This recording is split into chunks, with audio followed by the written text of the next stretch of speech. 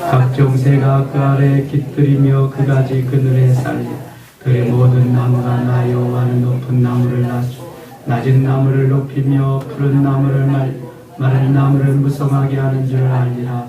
나 여호와는 말하고 이루느니라 하라. 아멘. 17장까지 읽었습니다. 하나님은 에스겔 선지에게 계속해서 말씀하십니다. 불에 던질 땔감 같은 예루살렘 백성들을 책망하십니다. 15장 한번 보시죠. 여호와의 말씀이 내게 임하여 이르시되 인자야, 포도나무가 모든 나무보다 나은 것이 무엇이랴? 숲속의 여러 나무 가운데 있는 그 포도나무 가지가 나은 것이 무엇이랴?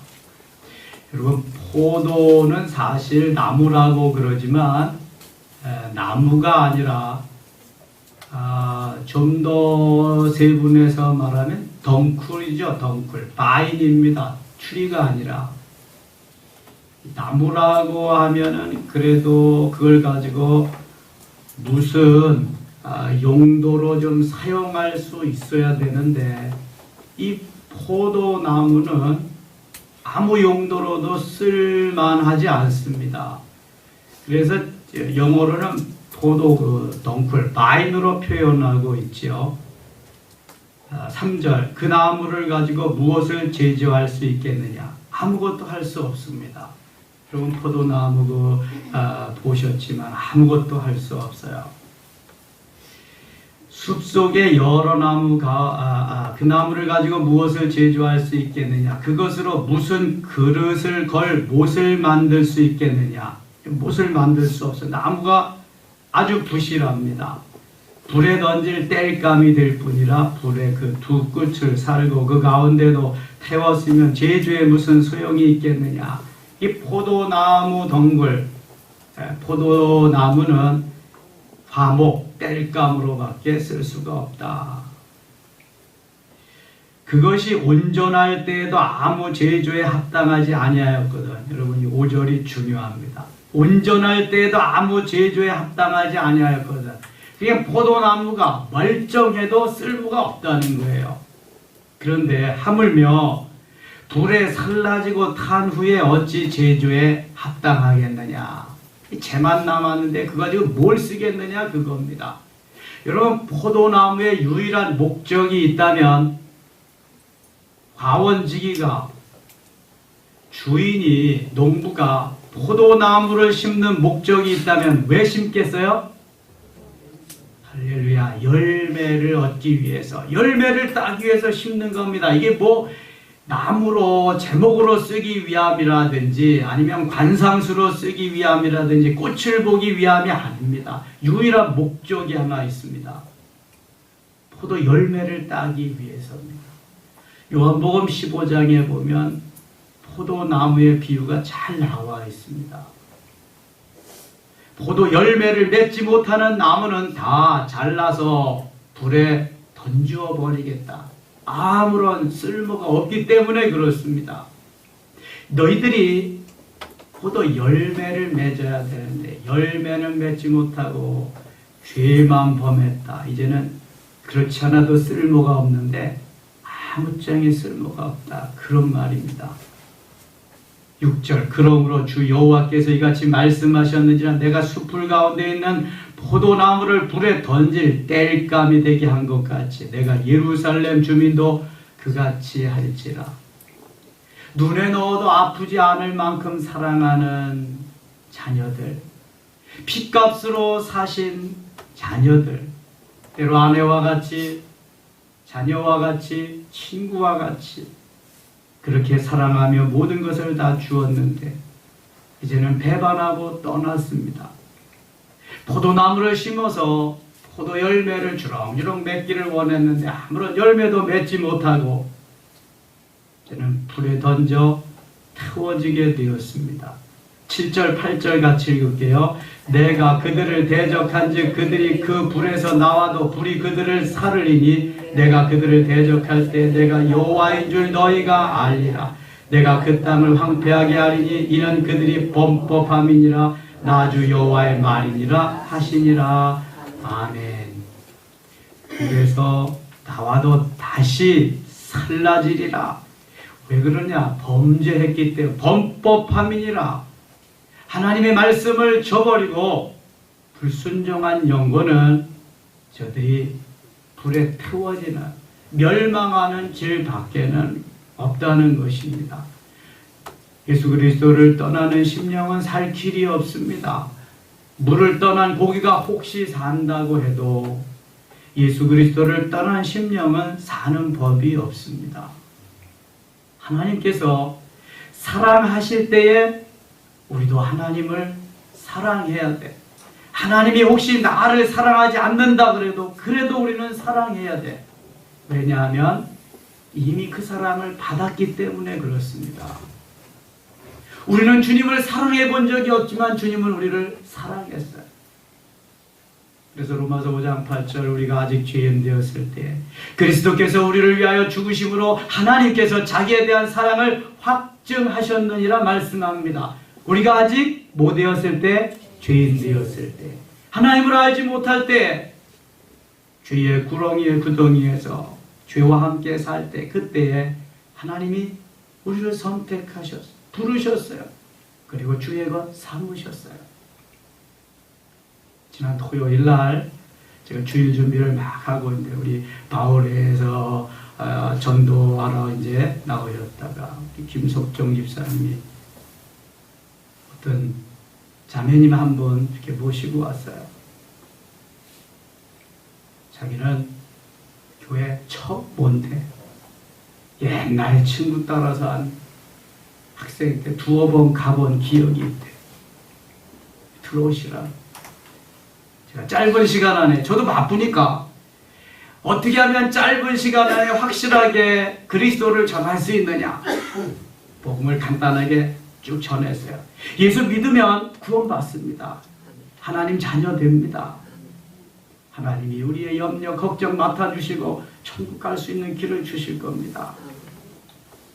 그 예수님 믿으면 되는데 믿으시겠습니까? 네, 영접하면 됩니다. 제가 영접 기도를 할 테니까 따라 하시겠습니까? 네. 그 영접 기도를 이제 쭉 하는 거야. 사랑의 하나님, 하나님의 놀라운 사랑과 구원의 계획에 감사드립니다. 지금 나는 죄인인 것을 깨닫고 회개합니다. 이제 나는 내 마음의 문을 열고 예수님을 나의 구주, 나의 하나님으로 영접합니다. 나의 죄를 용서해 주시고 나를 구원해 주셔서 너무 감사합니다. 이제부터 하나님의 뜻대로 살게 하여 주시옵소서. 예수님의 이름으로 기도드립니다. 아멘. 다 따라 시켰죠? 그런데요, 닭똥 같은 눈물이 툭툭 떨어지는 거죠. 성령이 그 시간에 막 이 자매님을 역사한 거예요. 이제 40대 딱 중반이네요. 70년생이니까. 너무 자기의 삶이 고통스러워서 그냥 어찌할 바를 모르는데 언니가 예수를 믿는데, 언니가 교회 다니지 몇 년이 됐대요. 수원에 사는데. 그러면서 그리더래. 야, 너 교회 가봐. 교회 나가면은 너 그 고통도 또 염려 걱정하는 것도 사라질 거야. 나도 그랬는데 내가 교회 다니면서 이렇게 평안해졌잖니. 너 교회 가보라. 근데 장로교를 가라 그러더래. 장로교를 가라. 그래서 장로교 가는데 15단지 앞에 삼성제일교회도 있는데 우리 교회를 찾아온 거예요. 하나님 은혜잖아요. 이렇게 밖에서 막 서성대고 있는 걸 김 집사님이 이제 모시고 들어. 이 처음 오시는 분들이 교회 문 열기가 좀 쉽지 않습니다. 그리고 이제 기도해 주는데 하나님이 오래도록 기다리셨대요. 내가 너를 내 핏값으로 샀다. 오래도록 기다렸는데 내가 이제 왔구나. 너무 기뻐하셨어. 그냥 계속 울다가 그리고 가셨어요. 그래서 내가 거기 구역장에 우리 장건사님이 있대요. 장천수 권사님 연결시켜주고 그래서 만나서 같이 오셨어요. 영성까지 다 하고 가셨어요. 하나님의 말씀을 따라서 순종하면서 그 하나님과 함께 하는 삶이 너무 복된 것인데 우리가 그 하나님 버리고 행복하기를 원하는 그것은 아무런 의미도 없지만 너무 멍청하고 바보스러운 거죠. 그런데 우리의 육신은요, 뭐가 좀 되면은 내가 뭘 하는 것 같이, 내가 뭘 그냥 해 놓은 것 같이 그렇게 우쭐대고 나타나기를 원한다고요. 하나님을 떠나도 살 수 있는 것 같이. 그런데 절대로 그렇지 않습니다. 너 불에서 나가도 내가 그 불로 너 살 거야. 이제 꼼짝없어. 이건 하나님의 인내의 한계에 이른 거야. 하나님이 징계하시고 돌이킬 수 있는 기회를 주셨는데도 그걸 다 차버리고 돌아오지 않으니까 하나님은 결국 심판하시는 겁니다. 16장 가겠습니다. 16장 15절. 그러나 내가 네 화려함을 믿고 네 명성을 가지고 행음하되 지나가는 모든 자와 더불어 음란을 많이 행함으로 네 몸이 그들의 것이 되도다. 여기에 음란은 하나님을 버리고 우상을 삼는, 하나님을 버리고 하나님만이 남편이요, 하나님만이 구원의 주님이고 구원해 주시고 모든 걸 다 해주시는 분인데 그 하나님 버리고 우상도 해주는 줄 알고 더 많이 줄 줄 알고 거기에 갔단 말이죠. 이게 부부관계로 묘사하니까 외간 남자를 만났다, 행음했다. 그러니까 이거는 우상을 섬겼다는 거죠. 내가 네 의복을 가지고 너를 위하여 각색으로 산당을 꾸미고 거기에서 행음하였나니 이런 일은 전무후무하니라. 전무후무. 목요일날 저녁인가요? 금요일날 저녁인가는 두 분이 찾아오셨어, 교회를. 제가 이제 늦게까지 그래서 뭐 일 좀 하고 있는데 한 분은 들어오시고 한 분은 밖에 계시고 나 들어오시라. 꼼꼼한데 들어오셔서 이제 같이 대화를 나누는데요. 그래. 자기는 우상을 섬기고 그렇게 그냥 세상 속에서 살았는데 그 친구가 꽤 괜찮게, 그 친구는 싱글이에요. 지금 나이가 50대 중반인데 근데 사람이 그렇게 진실하게 살더라는 거예요. 자기는 병나니 같이 사는, 이렇게 살아서 안 되겠다. 그 친구한테 물어서 나도 그럼 교회를 좀 데리고 가라 그랬대. 그래서 교회를 이제 다니면서 같이 지금은 둘이 그렇게 의좋게 신앙생활을 하게 되는데 16단 이사를 와서 한 작년 12월인가 왔대요. 1년 거의 다녔는데 이제 교회가 멀어서 우리를 못 다니겠대. 가까운 데로 옮겨야 되겠는데 늘 우리 교회를 보면서 자기가 기도하고 그랬다는 거예요. 그래서 이번 주에는 와서 예배를 한번 드리겠습니다. 그러시라. 그랬더니 어제 한 분은 부인도 데리고 오시고 한 분은 싱글이가 혼자 오시고 예배를 드려봤더니요, 좋습니다. 저기 등록하겠습니다. 그러더라고요.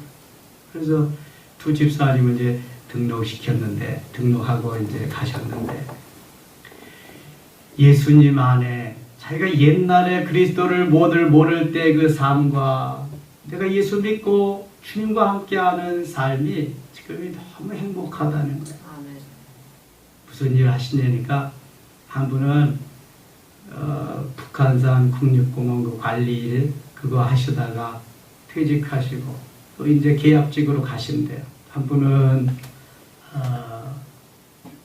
우유 배달하신다고 그러더라고요. 새벽에.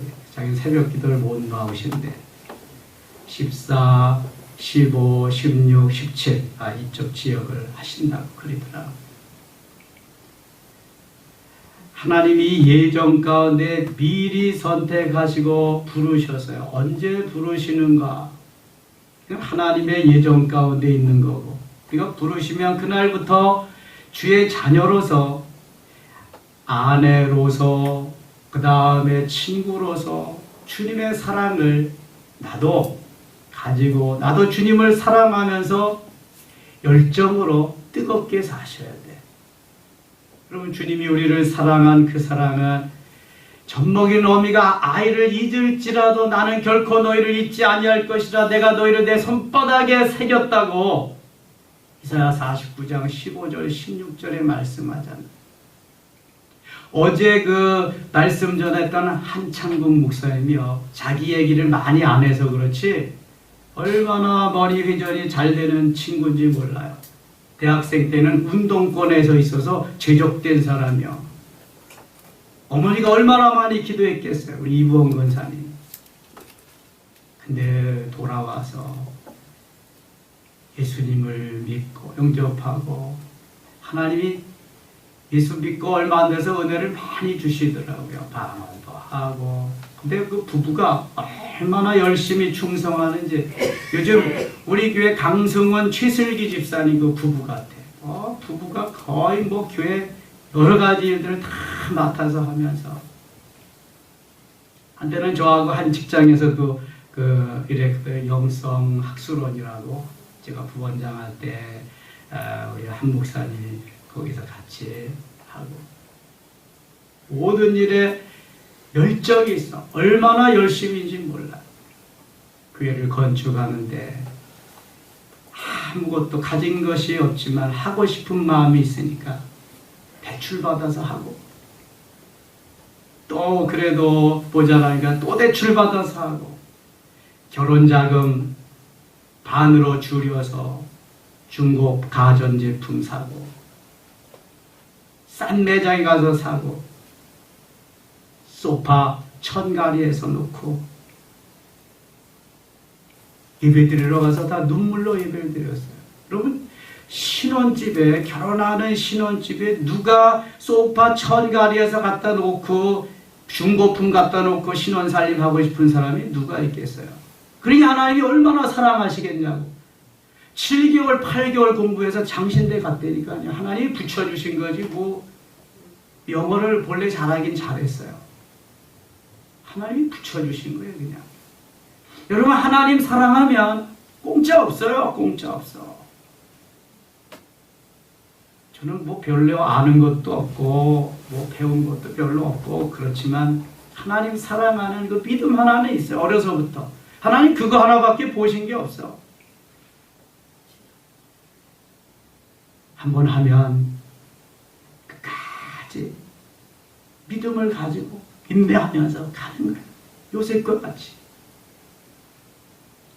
울퉁불퉁 그냥 이랬다 저랬다 하지 아니하고 그저 뚝배기와 같이 계속해서. 하나님이요, 무엇을 안 주시겠어요? 은혜 받으면 하나님의 사랑을 깨닫게 되는데 하나님이 무엇을 안 주시게. 봐봐요. 여러분, 자녀들이 있는데 무엇을 주고 싶지 않겠어요? 다 주고 싶잖아. 그런데 우리 아버지는, 우리 하나님 아버지는 그 우리 부모보다도 훨씬 더 진하고 훨씬 더 강하고 훨씬 더 많이 주고 싶어 하신다니까. 그러니까 하나님 앞에 잘 보여야지. 잘 보인다는 건 내가 믿음으로 그 하나님 사랑하는 뜨거운 열정을 가지고 해야지. 내 기분, 감정 따라서 하는 걸 하나님은 기뻐하시지 않습니다. 그래서 자꾸만 우리의 가치관을 영적인 가치관으로 바꿔야 돼. 바꿔야 돼. 저는 누가 뭐라 그래도 말씀에 의지해서 소신껏 목회합니다. 저 은퇴할 때까지 그럴 겁니다. 휘둘리지 않습니다. 왜냐하면 하나님이 제게 해주신 게 그거밖에 없어요. 거슬려서 교회를 나가도 할 수 없어요. 그거는 내 기분 감정으로 사는 게 아닙니다. 말씀으로 사는 거, 말씀 먹고 사는 거죠. 생명을 전해야지.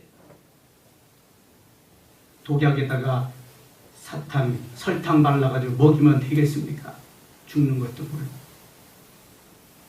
지금 거짓 선지자들은 다 그거 했잖아요. 그런데 백성들 가서 다 행음하고. 38절 보겠습니다. 38절. 내가 또 간음하고 사람의 피를 흘리는 여인을 심판함같이 너를 심판하여 진노의 피와 질투의 피를 내게 돌리고 내가 또 너를 그들의 손에 넘기리니 그들이 내 누각을 헐며 내 높은 데를 벗으며 내 의복을 벗기고 내 장식품을 빼앗고 내 몸을 벌거벗겨 버려두며. 얼마나 비참합니까? 무리를 데리고 와서 너를 돌로 치며 칼로 찌르며 41절 같이 읽겠습니다. 불러 네 집들을 사르고 여러 여인의 목전에서 너를 벌할지라. 내가 너에게 곧 음행을 그치게 하리니 내가 다시는 값을 주지 아니하리라. 그럼 하나님 사랑해야 됩니다. 절대로 하나님 떠나시면 안 됩니다. 자식보다 하나님 더 사랑해야 됩니다. 재물보다 하나님 더 사랑해야 됩니다. 명예와 권력보다 더 사랑해야 됩니다. 정말입니다. 남는 거 그거밖에 없습니다. 아무것도 싸가지고 가지 못합니다. 이 세상에 있는 건 다 죽고 썩을 겁니다. 가지고 가는 거 영적인 거밖에 없습니다. 내가 주님 사랑한 거, 주님을 위해서 뜨겁게 열정적으로 그렇게 살았던 그것만 가져갑니다. 이제 우리 11월 달에 박용규 목사님의 그 생생한 천국과 지옥 다녀온 거 영상을 통해서 볼 겁니다.